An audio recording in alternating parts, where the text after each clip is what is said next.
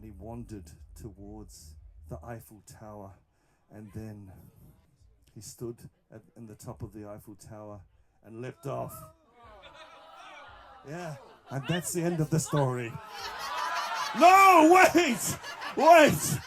He landed miraculously on a soft cushion-like balloon.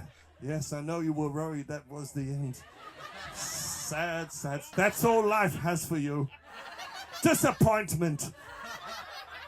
And so he landed on a balloon. At that precise point, as he leapt off, there was a huge dirigible airship floating past, and you would not believe it. He climbed down the side of this massive, beautiful airship and into a glistening, decadent canopy. And he saw something that he could not believe. Behold his eyes.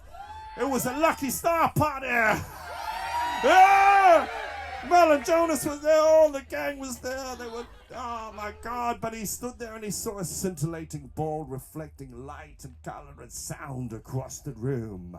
And the music blew his mind. It was something so unbelievable. Dance music like he'd never heard before. This was a birth of something new and exciting that would lead on to things like techno and drum and bass and Lady Gaga.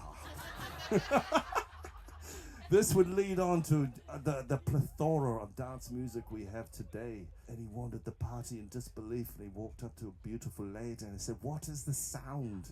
What is the sound? What is the sound?" And she replied, "This is the new sound. This is disco. It's so cool, so lekker, so great." And he was like, "Yes, it is."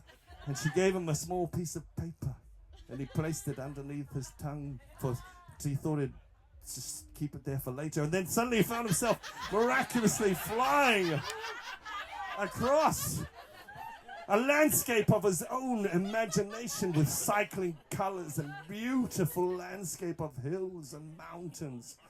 And he traveled on through his own inner self until he came to the center of his own universe, and he found the Mother Goddess.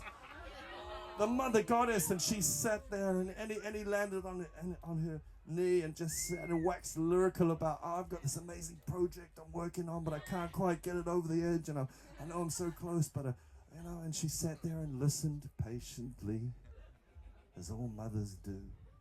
And then she gently leaned in and whispered in his ear the secrets of science, of magic, of the universe, and everything. And he was overjoyed, and he couldn't believe it, and he thanked her, and he flew back to the party on a vehicle of his own imagination.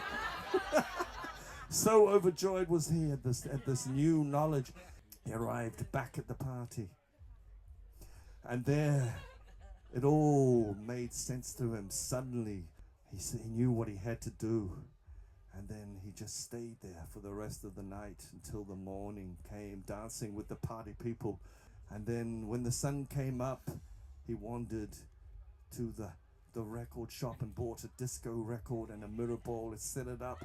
And then the sound of the disco vibrations oscillated through the stone and through the disco ball, and then back through his machine that he created to oscillate and synchronize the vibrations. And then these came back through the needles, which imbibed the record with gold, but not only gold, with ecstasy and love itself.